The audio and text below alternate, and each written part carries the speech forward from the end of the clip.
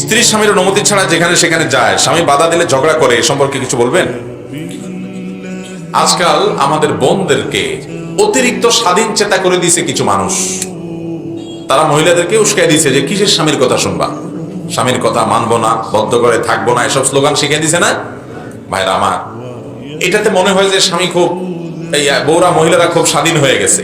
কিছুটা স্বাধীনতা হয়তো হয়, কিছুটা হয়তো স্বাদ উপভোগ করে, মজা উপভোগ করে, কিন্তু ভাইরা একটা সময় সে বুঝতে পারে যে এটা দ্বারা তার ক্ষতি হয়। সবচেয়ে বড় ক্ষতি হলো ইমানদার নারীকে নবী করিম সাল্লাল্লাহু আলাইহি ওয়াসাল্লাম জান্নাতে যাওয়ার জন্য চারটি আমল দিয়েছেন, চারটি কন্ডিশন দিয়েছেন। এক হলো ইজা সাল্লাতিল মারআতু খামসাহা, যখন ৫ ওয়াক্ত নামাজ পড়ে, ওয়া সামাত শাহরা, রমজান রোজা রাখে এবং স্বামীর আনুগত্য চলে। ৩ নম্বর, আর নিজের লজ্জাস্থান হেফাজত করে, জেনা ব্যভিচার করে না, হারাম রিলেশন করে না। ২ নম্বরই পথ থেকে বাঁচিয়ে রাখে নিজেকে। এই 4টা কাজ করলে ওই নারীর জন্য জান্নাত আল্লাহ তাআলা সহজ করে, সে জান্নাতে যে কোনো দরজা দিয়ে প্রবেশ করে।